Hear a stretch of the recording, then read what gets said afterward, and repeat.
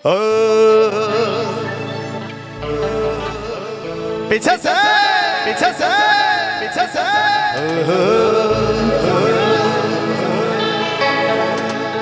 हर silky silky sari तो आई के नीला नीला तोर सोना के गहना रे गलहर पीला पीला तोर गोरा गहन गुला बहन लागेला रसगुल्ला तोर लाली लागल होठ गुया लागेला हलगिला। कितना कोई रील्स बनाया है, डांस करना ही वाला। हाँ चलिए, अगर ये वाला डांस नहीं जानते हैं तो सीखो, ऐप डाउनलोड करें। कम ऑन, आइए दोस्त।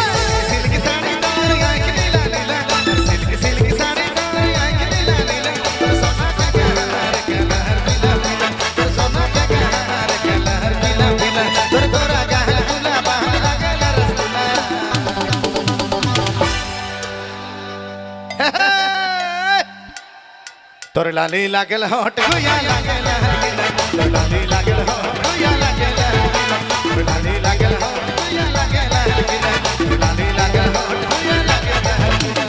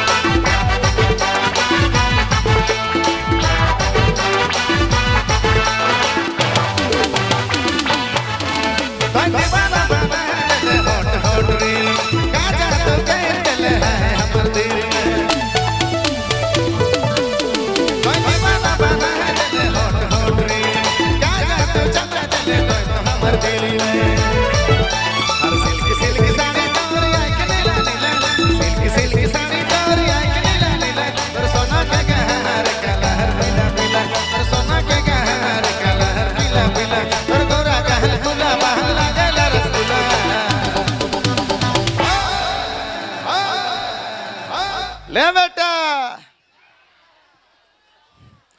हाँ बाप रे बाप, थाई गेली बाप रे, इतना जोश, इतना जुनून, पीछे हल्ला कर दे भाई मानो अगर जोर से। वाह क्या बात है। अच्छा एक चीज बतावा मुके, हमरे पुराना साल के विदा कर दिली, नवा साल में एंट्री हो जा है।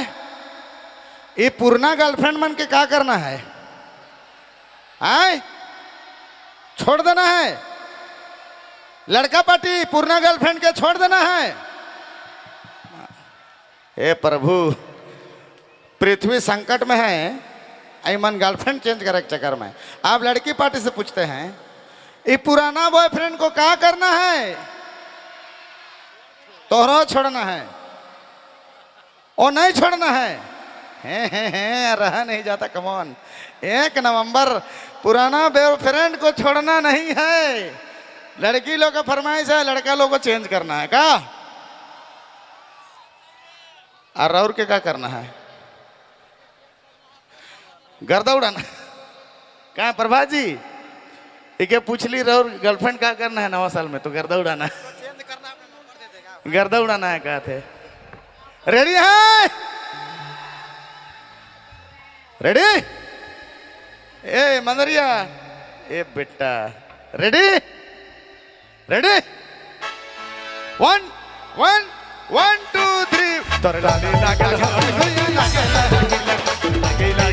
गुया लागल सिल्की साड़ी चोरी आई के नीला सिल्की साड़ी चोरी आई के नीला सिल्की साड़ी चोरी आई के नीला सिल्की साड़ी चोरी आई के नीला तोर सोना के गहर कलर नीला तोर सोना के गहर कलर नीला तोर तोरा गहर गुलाब लागल रसगुल्ला तोर डाली लागल हो गुया लागल डाली लागल हो गुया लागल डाली लागल हो गुया लागल डाली लागल हो गुया लागल।